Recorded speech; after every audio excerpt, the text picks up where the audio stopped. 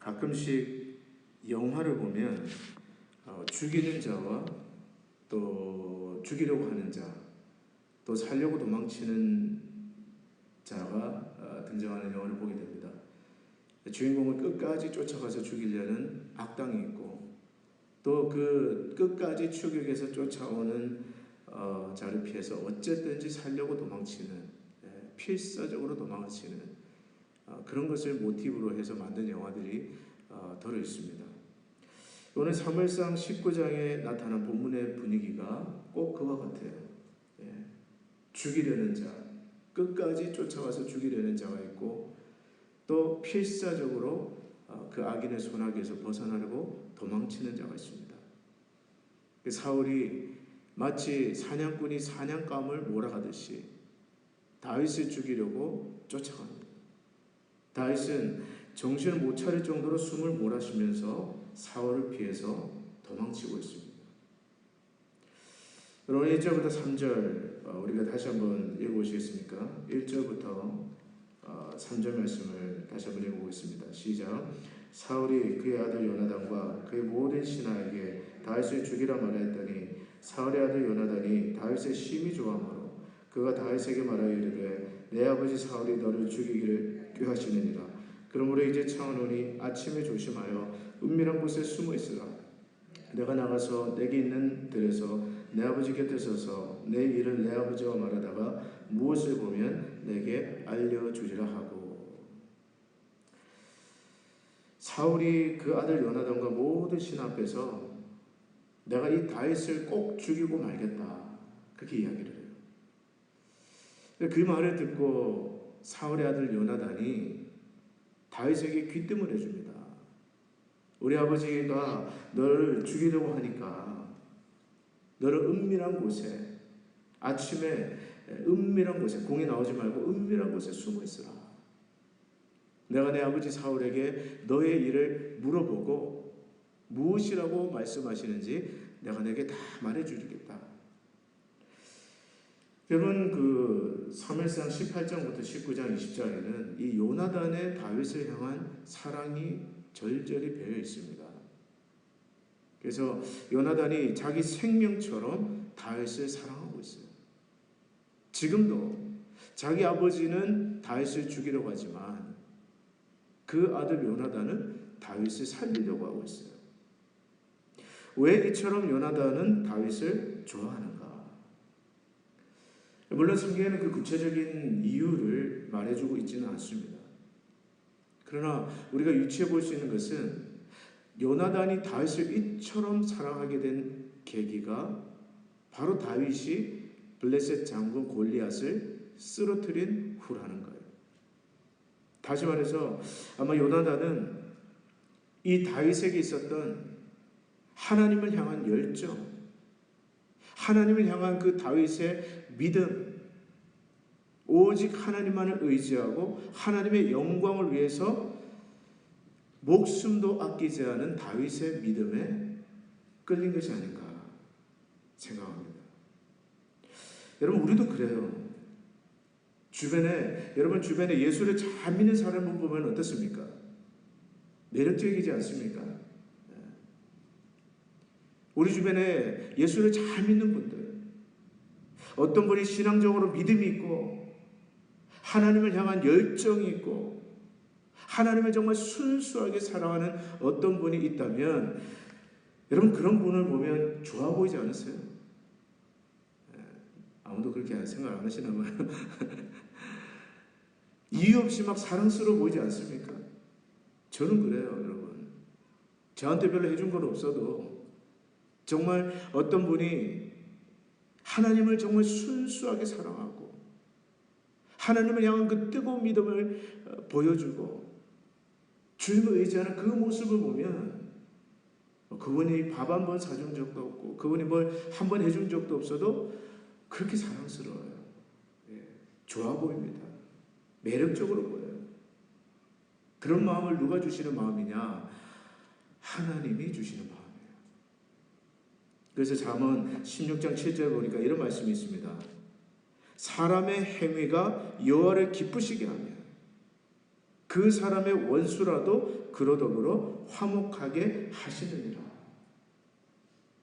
오늘 여러분들의 행위가 하나님을 기쁘시게 하는 것이라면 하나님께서 여러분들의 원수라도 여러분과 더불어 화목하게 하신다는 뜻이에요.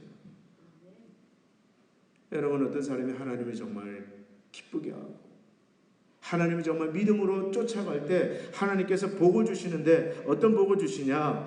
관계에 복을 주십니다. 관계에 복을 주세요. 여러분한테 뭘 잘해줘서가 아니에요.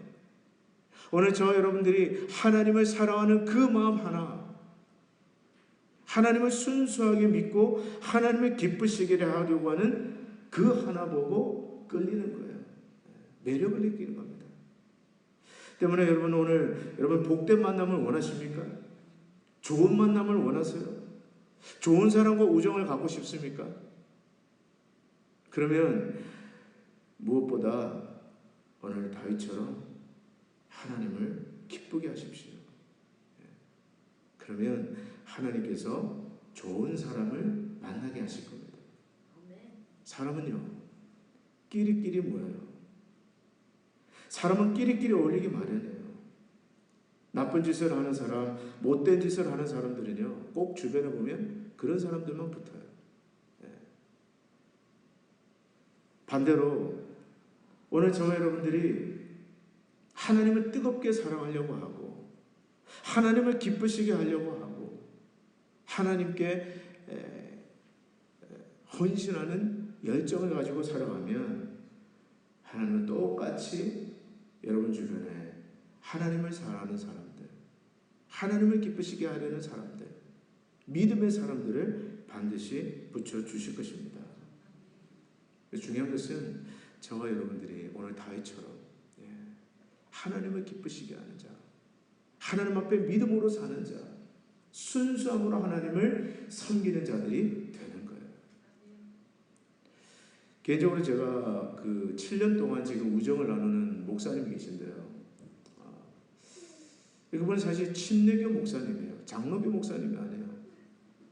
그분은 침례교 목사님이고 저는 장로교 목사인데 지난 한 7, 8년 동안 무슨 일이 있으면 서로 전화하고 기도 제목을 나누고 또 기회가 되는 대로 가족들이 만나서 교제하고 또 형님 같고 멘토 같고 때로는 친구 같은 귀한 목사님입니다.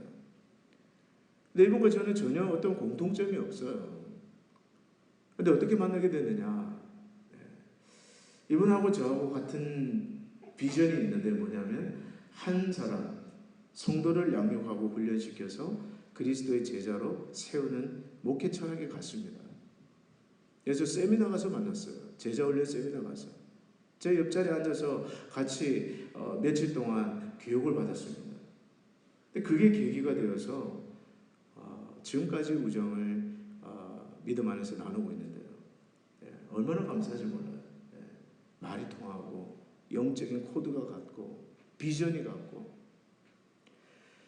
때문에 여러분들이 하나님을 사랑하면 할수록 여러분 주변에 하나님께서 그분을 똑같이 사랑하는 좋은 만남을 반드시 주실 것입니다. 계속해서 여러분 4절과 5절을 우리가 한번 읽어보겠습니다. 사무엘상 19장 4절과 5절 시작. 요나단이 그의 아버지 사울에게 다윗의 칭찬하여 이르되 원하건대 왕은 신하 다윗에게 범죄하지 마옵소서. 그는 왕께 득죄하지 아니하였고 그가 왕께 행한 일은 심히 선함이니이다. 그가 자기 생명을 아끼지 아니하고 블레셋 사람을 죽였고 여호와께서는 온 이스라엘을 위하여 큰 구원을 이루셨으므로 왕이 이를 보고 기뻐하셨거늘 어찌 까닭없이 다윗을 죽여 무죄한 피를 흘려 범죄하려 하시나이까. 자기 아버지 사울이 다윗을 죽이려는 것을 보고 이 요나단이 그 아버지를 말리면서 굉장히 논리적으로 이야기를 합니다. 왜 다윗을 죽이면 안 되는지. 첫째로 다윗은 죄가 없다라는 거예요. 4절에 보시면 그는 왕께 득죄하지 아니하였고 그가 왕께 행한 일은 심히 선함이니이다. 그가 행하는 것 중에는 죄가 없습니다, 아버지. 한번 생각해 보세요. 그가 한 일은 심히 선한 것뿐입니다. 두 번째 이유, 다윗을 죽이지 말아야 될 이유, 자기 생명을 아끼지 않고 그는 블레셋 사람을 죽이고 공을 세웠다라는 거예요. 5절에 나오죠. 그가 자기 생명을 아끼지 않고 블레셋 사람을 죽였고 여호와께서 온 이스라엘을 위하여 큰 구원을 이루셨으므로 왕이 이를 보고 기뻐하셨거늘 어찌 까닭없이 다윗을 죽여 무지한 피를 흘려 범죄하려 하시나이까. 다윗은 아버지가 그를 죽일 만큼 잘못한 죄가 없습니다. 오히려 그가 한 일은 다 선한 일 아닙니까?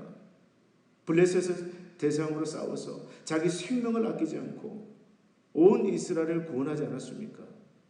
근데 만약에 아버지가 다윗을 죽이면 그것은 여호와 앞에서 큰 죄가 될 것입니다.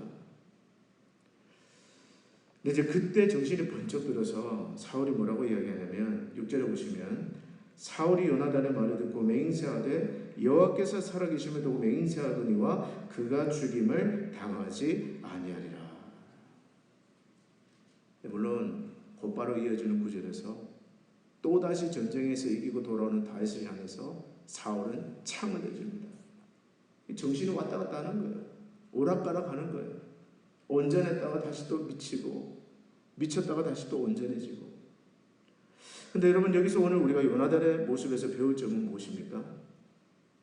요나단은 화평케 하는 자로 사명을 감당하고 있다는 거예요.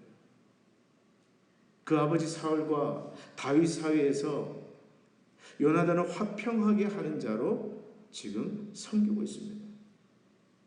요나단의 은사는요 1인자의 은사는 아니에요. 오늘 다윗처럼 앞장서서 지휘하고 리더십을 발휘하고 나를 따르라 하는 그런 어떤 리더십의 은사는 아닙니다. 그런데 오늘 다윗에게 있어서 굉장히 중요한 은사, 정말 너무너무나 귀한 은사가 있는데 그게 뭐냐? 2인자로서 공동체를 하나 되게 하고 화평하게 만드는 은사가 있는 거예요. 여러분, 많은 사람들이 리더십의 은사만을 높이 평가합니다. 제 방에도 사실 리더십에 대한 책은 굉장히 많지만 지금까지 제가 살아오면서 2인자에 대해서 그것을 주제로 쓴 책은 딱 한 권 읽어봤어요. 위대한 2인자라는 책이었어요.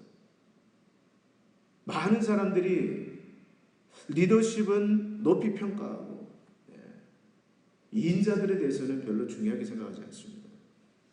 그러나 여러분, 공동체를 세우는 은사, 그것은 리더십의 은사만이 아니에요. 한번 생각해 보세요. 전부 다 다윗처럼 나를 따르라. 여기 앉아 계시는 여러분들이 전부 다 리더십의 은사가 있어서 전부 나를 따르라. 그럼 어떻게 되겠어요? 리노의 교회가 몇 개가 세워지겠습니까? 근데 정말 눈에 띄지는 않지만 정말 공동체를 위해서 필요한 은사가 뭐냐? 2인자의 은사예요. 화평케 하는 은사입니다.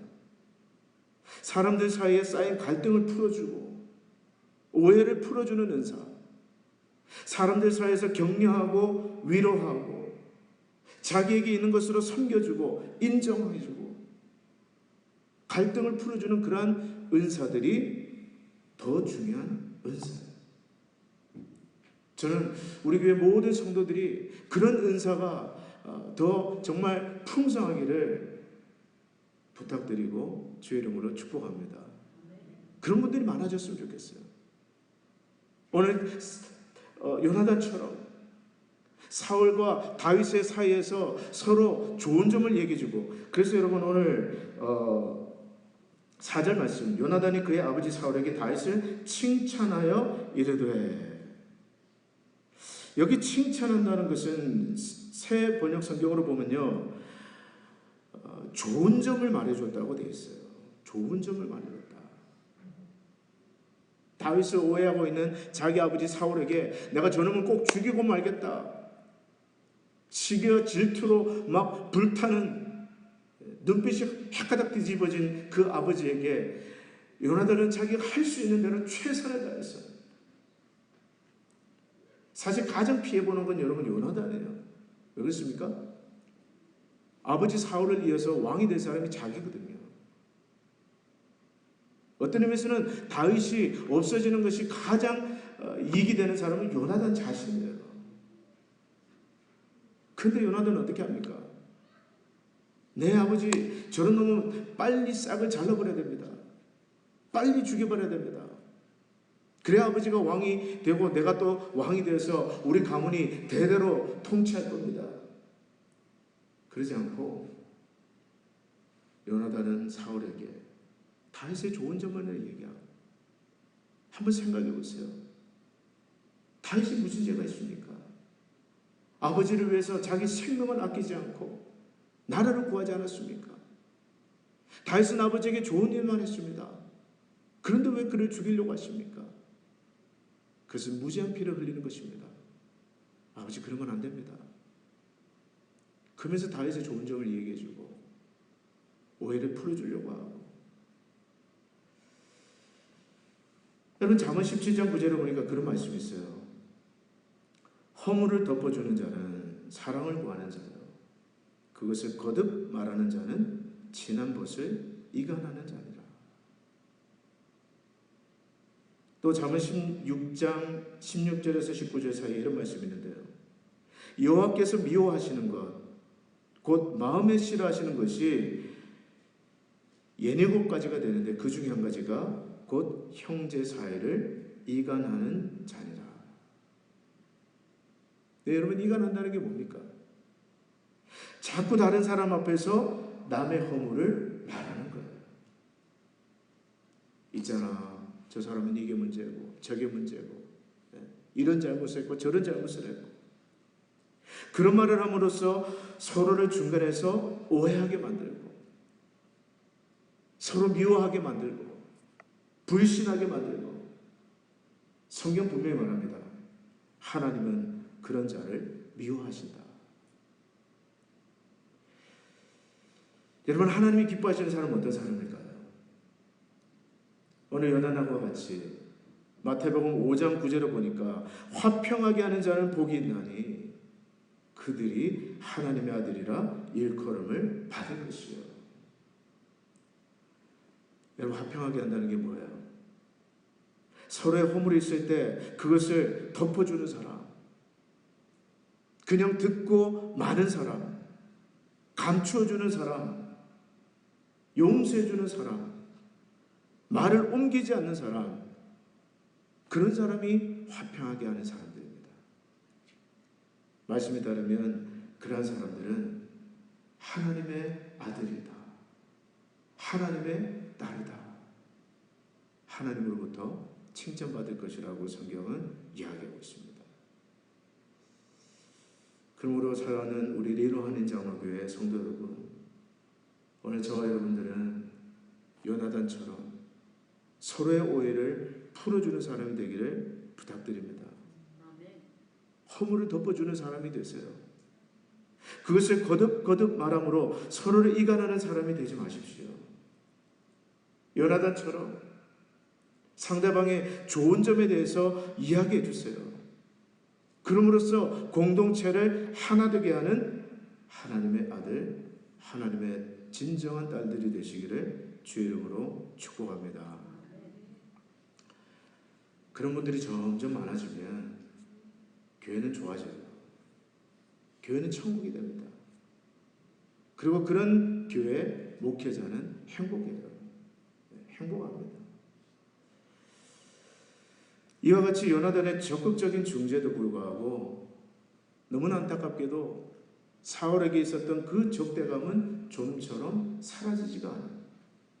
8절부터 10절까지를 같이 한번 읽어보겠습니다. 8절로 10절 시작.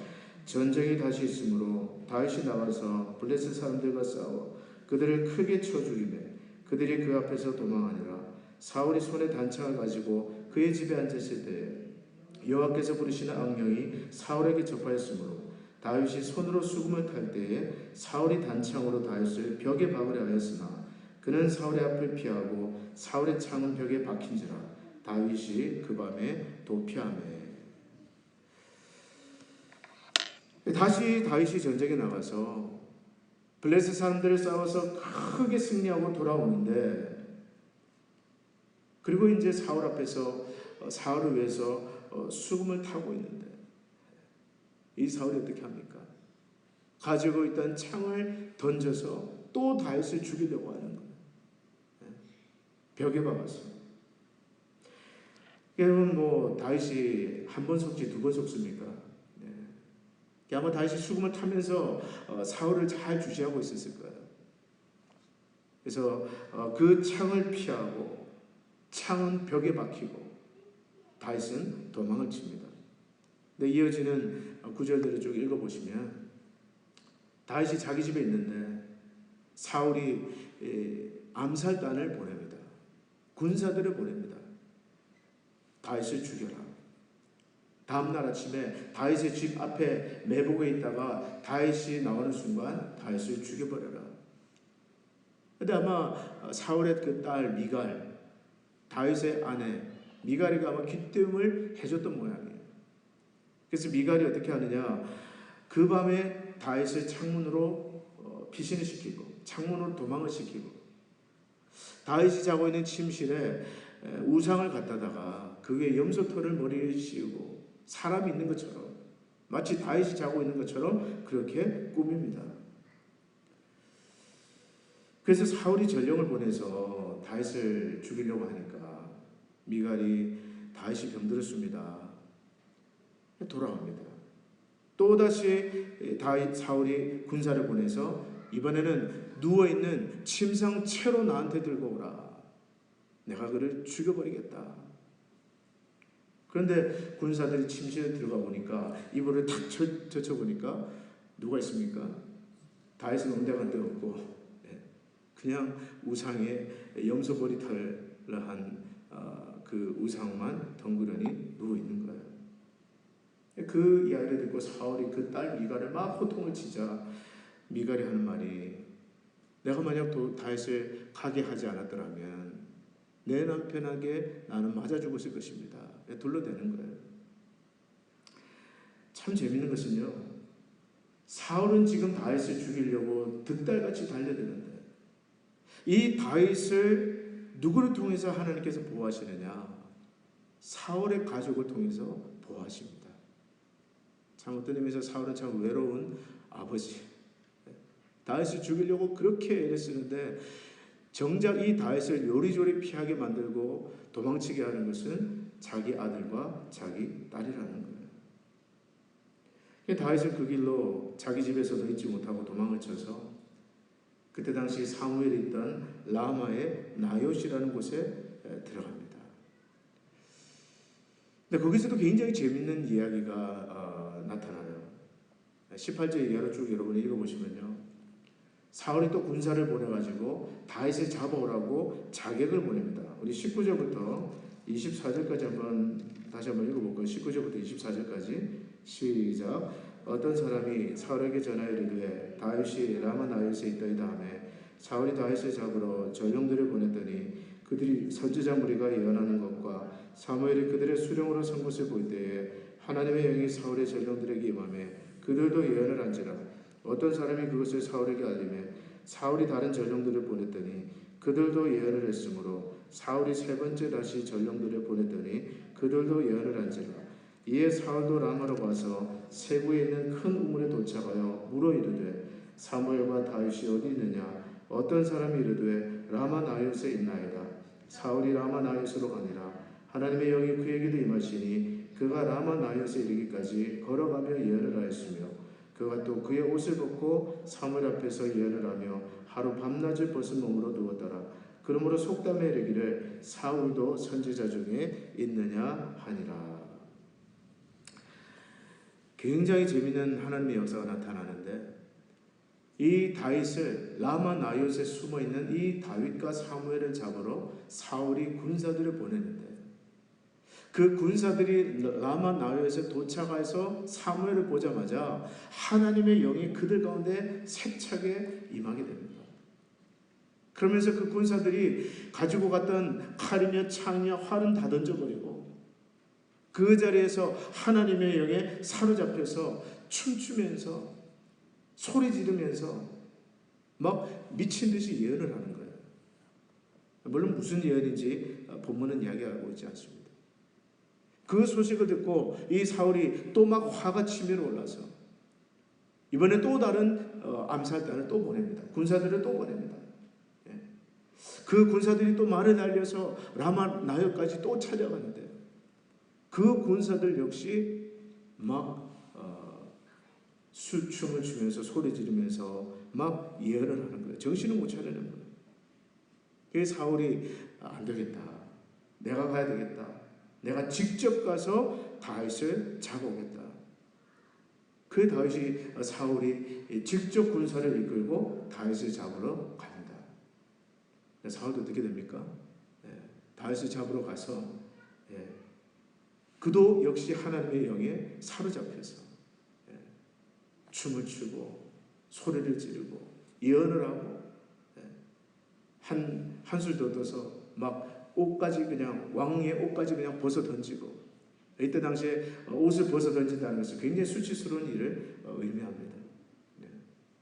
그리고 정작 잡으러 간 다윗은 구경도 못하고 그냥 그렇게 예언을 하고 마는 거죠. 여러분 여기서 우리가 깨닫게 되는 것은 뭐냐? 첫째는 하나님께서 부르신 자는 하나님이 지켜주신다는 거예요. 여러분 우리 그런 말을 듣습니다. 사명자는 죽지 않는다. 여러분 믿습니까? 사명자는 죽지 않는다. 그 말이 가장 잘 어울리는 본문이 사실 오늘 사무엘상 19장의 말씀이에요. 오늘 말씀을 보면 하나님께서 이 다윗을 보호하시는데 사울은 정말 어떻게든 다윗을 죽이려고 막 창을 던지고 또 그게 안 되니까 그를 막 등 떠밀어서 블레셋과의 싸움에 내보내고 그 블레셋 사람들에게 맞아 죽게 하려고 그래도 죽지 않고 또 막 자기 집에 자객을 보내고 그래도 죽지 않는 거예요. 하나님은 오히려 그 사울을 비웃기라도 하듯이 사울의 친아들과 친딸을 통해서 하나님은 다윗을 보호하고 계세요. 왜요? 다윗에게 사명이 있기 때문에. 그리고 정말 라마 나윗에 숨어있는 다윗을 사울이 막 군사들을 보내가지고 죽이려고 하니까 하나님 어떻게 하십니까? 직접 개입하셔서 여호와의 영이 직접 간섭하셔서 정말 뜻밖의 장소에서 놀라운 방법으로 다윗이 상상하지도 못한 방법으로 하나님이 직접 개입하셔서 지금 다윗을 지켜주시고 계시다는 거예요. 왜 그렇게 하십니까? 오늘 다윗을 통해서 이루시고자 하는 하나님의 뜻이기 때문에. 여러분 본문의 말씀을 준비하면서 저한테 생각나는 이야기가 있었어요. 아마 여러분들도 어떤 언론 보도나 또는 책을 통해서 아마 한 번쯤 들어보셨을 만한 이야기입니다. 우리 고 김대중 대통령에 관한 이야기예요. 여러분 가운데 김대중 대통령을 정치적으로 좋아하는 분도 있고 싫어하는 분도 있을 겁니다. 그러나 여러분 신앙인으로서의 그가 어떤 체험을 했느냐 이것만 생각하세요. 제 이야기 들으면서. 근데 그분이 1973년도에 항상 한창 미국과 일본을 오가면서 민주화 운동을 할 때, 유신 정권에 반대하면서 민주화 운동을 할 때 1973년도에 일본 동경에서 안기부 요원들에게 납치되는 사건이 있었어요. 이른바 김대중 납치 사건입니다. 안기부 요원들이 그 일본 동경의 호텔에서 그때 당시에 그 김대중 전 대통령을 마취를 시키고 납치를 해가지고 오사카에서 대한민국으로 가는 그 현해탄을 건너게 됩니다. 그 현해탄에서 김대중 씨를 꽁꽁 밧줄로 묶고 덮어 씌워가지고 발에는 추 같은 것을 달고 계획이 뭐냐? 바다에 집어 던져서 죽이려고 하는 거였어요. 근데 이 김대중 전 대통령의 간증을 보면 이제 나는 죽었구나 생각했답니다. 나는 죽었구나. 아무리 힘을 줘도 이 밧줄은 풀릴 생각도 하지 않고, 발에는 추가 묶여 있고, 머리에는 아무것도 보지 못하게 덮어 씌워 놓여 있고. 근데 그때 어떤 체험을 하느냐? 갑자기 자기 옆에 예수님이 서 계신 것을 보게 되는 거예요. 그러면서 예수님 소매와 옷을 잡고 그분이 짧은 찰나지만 기도하게 됩니다. 예수님, 저 좀 살려주세요. 제가 국민들에게 할 일이 많습니다. 저 좀 살려주세요. 근데 갑자기 그때 어떤 일이 일어나느냐? 하늘에서 펑 하는 소리와 함께 비행기가 뜨는 소리가 나는 거예요. 근데 그때 안기부 요원들이 막 밖을 뛰쳐나가면서, 비행기다 뛰쳐나가면서 막 당황을 하면서, 이제 그 뒤에 이야기를 들어보면 그때 그 비행기가 어떤 비행기였는지 아무도 모른다는 거예요.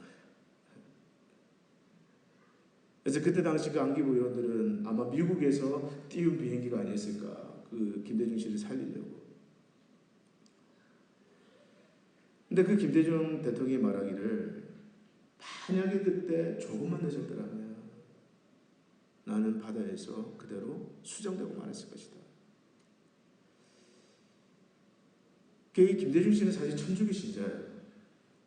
근데 그 아내가 되시는 얼마 전에 돌아가신 우리 이휘호 여사 같은 경우에는 장로교 장로님이셨습니다. 남편이 납치됐다는 소식, 행방불명됐다는 소식을 듣고 계속해서 집에서 기도하는데 5일 만에, 행방불명된 5일 만에 초췌한 모습으로 집에 돌아와서 딱 집안에 들어오자마자 했던 말씀이 하나님의 살아계심을 내가 체험했다라는 거예요.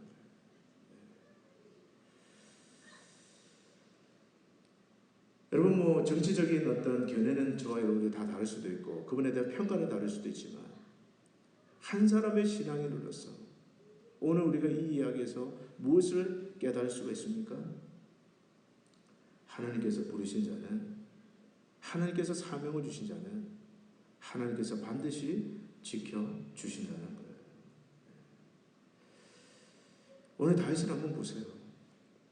사울은 다윗을 죽이려고 득달같이 달려들어서 이렇게도 해보고 저렇게도 해보고, 그러나 하나님은 어떻게 하십니까?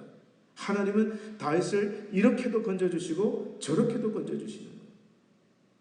여러분, 시편 46장 1절을 보니까 하나님은 우리의 피난처시요 힘이시니 환난 중에 만날 큰 도움이시라. 하나님은 오늘도 택한 저와 여러분들을 반드시 지켜주신다는 것을 믿으시기를 바랍니다. 그분을 피난처로 삼으세요. 우리가 전혀 예상했지 못했던 장소에서, 우리가 전혀 알 수 없는 사람들을 통해서라도 하나님은 저와 여러분들을 위해서 일하시는 하나님이시라는 것을 믿으십시오. 특별히 사명이 있는 하나님은 절대로 여러분들을 데려가지 않습니다. 그래서 어떤 의미에서는요, 건강관리도 가장 중요하지만 저와 여러분들에게 가장 중요한 것은 사명관리예요. 하나님, 나에게는 이런 사명이 있습니다. 우리 김대중 대통령 기도처럼 내가 조국을 위해서 할 일이 많습니다. 나를 살려주십시오.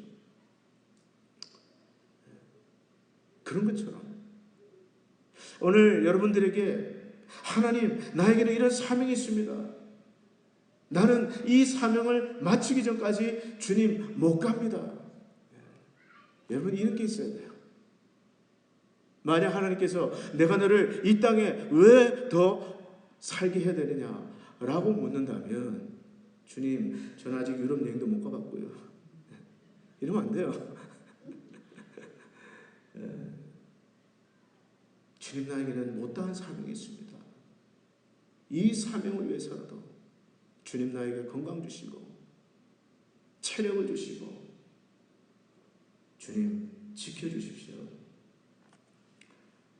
하나님이 지켜주십니다. 하나님께서 보호해 주세요. 사명이 있는 자는 절대로 죽지 않습니다. 제 말이 아니라 요한 웨슬리 목사님의 이야기. 사명 있는 자는 죽지 않습니다. 둘째로 오늘 우리가 본문에서 생각해 볼 수 있는 것은 하나님께서는 그 부르신 자를 보호하시지만 또 죽지 않게 하시지만 그러나 하나님의 뜻 가운데서 철저하게 훈련하시는 분이시라는 것을 우리는 깨닫게 됩니다. 여러분, 본문에 나타난 다윗의 모습은 어떤 모습이에요? 잘못이 없는데도 불구하고 미움을 당하고 있습니다. 다윗은 어떤 죄가 없는데도 불구하고 애매하게 고난을 받고 있어요. 여러분, 그럴 수 있어요.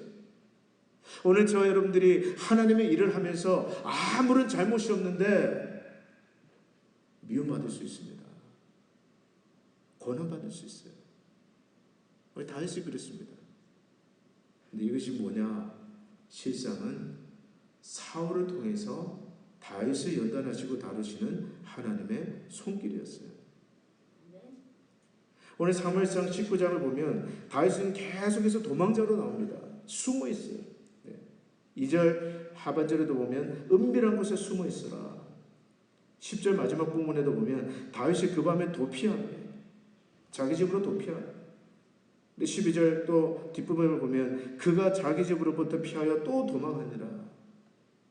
자기 집으로부터 피하여서 또 18절에 보니까 라마로 도망가서, 그리고 20장 1절에 보면요, 라마에서도 또 도망을 칩니다. 여러분, 다윗이 무슨 죄가 있어요? 다윗이 무슨 죄를 지었습니까? 도망은 죄 지은 사람만 가는 게 도망 아니에요?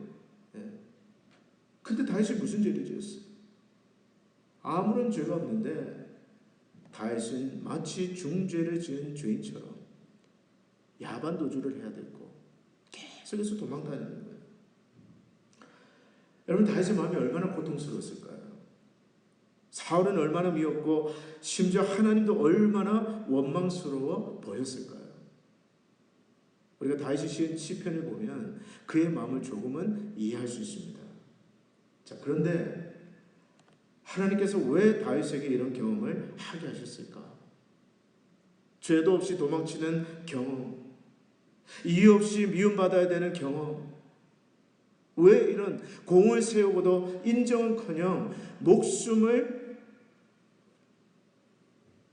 구걸하면서 피해 다녀야 되는 이런 경험을 왜 하게 하셨을까? 한 가지 분명한 것은 이러한 경험들을 통해서 다윗은 사람의 도움이 무익하다는 것을 경험했을 것이고 하나님만 의지하는 사람으로, 기도의 사람으로 점점 연단되어 갔다는 것을 우리는 알 수 있습니다. 비록 고통스러운 경험이지만 하나님께서도 다윗이 죄가 없다는 것을 아셨지만 이런 상황을 허락하신 이유, 그래서 여러분, 다윗은요 도망치다가, 밤에 도망치다가 누구 집 담벼락 밑에서 또는 광야의 어떤 굴에서 무엇을 배우느냐? 다윗은 거기에서 기도를 배워요. 기도를 배웁니다. 다윗이 편안하게 예루살렘 왕궁에서 자, 기도란 이렇게 하는 겁니다. 그리고 시편을 쓴 게 아니에요, 여러분. 챕터 1, 기도는 왜 해야 되는가? 이런 거 쓴 게 아니에요. 하늘의 별이 쏟아지고 밤에 찬 이슬이 내리는, 짐승들로 우글우글거리는, 독사가 우글우글거리는 그런 광야에서 밤을 새우면서 하나님을 의지하고 그 답답하고 그 억울한 상황 가운데서도 하나님은 살아계십니다. 하나님은 아십니다. 하나님은 반드시 역사하십니다. 믿음의 고백을 통해서 그는 기도를 배운 겁니다. 사랑하는 성도 여러분, 하나님께서는 때로 저와 여러분의 삶을 억울하게 만드실 때가 있습니다. 억울한 누명을 쓰고 하지도 않은 일을 했다고 누명을 쓰고 선을 행했음에도 불구하고 손가락질을 받고 미움을 받고 고통을 허락하실 때가 있습니다. 목적이 뭐예요? 그것을 통해서 오직 하나님만 바라보라는 겁니다. 하나님은 모든 것을 알고 계시는 하나님, 그리고 살아계시는 하나님, 때가 되면 모든 것을 제자리로 돌리실 하나님이시라는 것을 확실하게 배우라는 거예요. 인간적으로 풀지 말라는 거예요. 하나님의 방법으로 풀 줄 아는 하나님의 사람이 되라는 거예요. 그것을 위해서 하나님은 종종 애매한 고난, 억울한 고난, 이유 없는 미움도 당하게 하십니다. 그때 우리가 기억해야 될 것은 뭐냐? 그런 극심한 훈련의 와중에서도 하나님은 저와 여러분들을 떠나지 않습니다. 지켜보고 계세요. 마치 여러분 해병대 훈련 캠프를 딱 보면요, 막 그 훈련생들을 배에 태워가지고 바다로 가서 그 한가운데서 그냥 막 바다에 던져버립니다. 그리고 막 인간의 체력의 한계를 뛰어넘는 그 수영을 해서 찾아오게 만들어요. 그러면 거기서 막 물에 꼬르륵 힘이 다 빠져서 이제 나는 죽었구나. 근데 그 훈련 중에 죽는 사람은 아무도 없어요. 왜 그렇습니까? 죽을만 하면 또 꺼내거든요. 다 보고 죽을만 하면 이게 있으면 이제 얘는 죽겠다. 이러면 이제 그때 꺼내줘요. 하나님도 마찬가지입니다. 여러분이 당하는 고난, 우리가 고통이 당하는 그 고통 속에서 우리는 이제 끝났구나. 나는 이러다 죽겠구나. 그러나 여러분 안심하십시오. 절대로 그 고통 가운데서 죽게 하나님이 내버려 두지 않습니다. 그걸 사도 바울이 뭐라고 표현했느냐? 고린도전서 10장 13절에 사람이 감당할 시험 밖에는 너희가 당한 것이 없나니. 그 다음 뭐예요? 너희가 하나님은 오직 하나님의 묵비사 너희가 감당하지 못할 시험당함을 허락지 아니하시고 또 시험당할 그때에 피할 길을 내사. 딱 봐서 내 사랑하는 딸이, 내 사랑하는 아들이 도저히 이건 감당 못하겠구나, 여기까지구나. 그러면 하나님 어떻게 하신다고요? 피할 길도 주신다는 거예요. 그래서 너희로 능히 감당하게 하십니다. 하나님은 여러분들이 감당하지 못할 시험은 절대로 주지 않습니다. 그리고 오늘 다윗의 이야기에서 우리가 경험하는 것처럼 감당하지 못할 때는 피할 길도 어떻게 해서든 열어주시는 하나님이세요. 때문에 여러분, 그런 고통 앞에 있을 때 악을 악으로 갚지 말고 하나님이 살아계시다는 것을 믿으면서 공평하신 하나님, 때가 되면 가장 공정하게 판단해 주신다는 것을 믿으면서 하나님의 훈련을 온전히 받아내시기를 바랍니다. 훈련소는 통과하는 게 제일 빨라요. 통과하는 게 제일 빨라요. 그냥 요령을 피우고 막 인간적인 꾀를 내면 또 받아야 됩니다. 힘들고 어려워도 하나님의 훈련을 믿음으로 통과하시기를 축복합니다. 오늘 말씀 읽겠습니다. 비록 다윗은 죄 없이 억울하게 미움을 당하고 도망자 신세가 되어 도망치고 있지만, 그러나 살아계신 하나님, 모든 일의 동기와 이유를 알고 계시고 목적을 알고 계시는 하나님은 신실하게 다윗을 보호하고 계시면서 그를 하나님의 종으로, 준비된 왕으로 빚어가고 계십니다. 오늘 하나님께서 저와 여러분의 삶도 그렇게 인도하고 계신다는 것을 기억하십시오. 우리에게 사명이 있는 한 하나님은 우리를 지켜주시고 보호하십니다.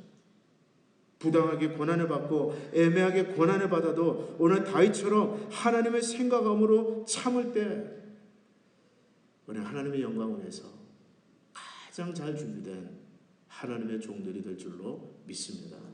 기도하겠습니다.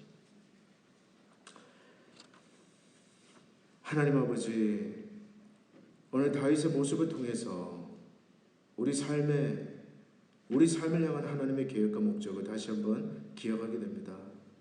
사명이 있는 한 하나님은 절대로 우리를 버리거나 떠나지 아니하시고 어떤 상황에서도 우리를 인도하시고 지켜주시는 하나님이신 것을 기억하게 하시고, 하나님께서 우리를 다루실 때 사람 바라보지 않고 하나님의 사랑스럽고 하나님의 온전하신 그 손길을 바라보며 믿음으로 반응하는 저와 우리 성도들 될 수 있도록 인도해 주시옵소서.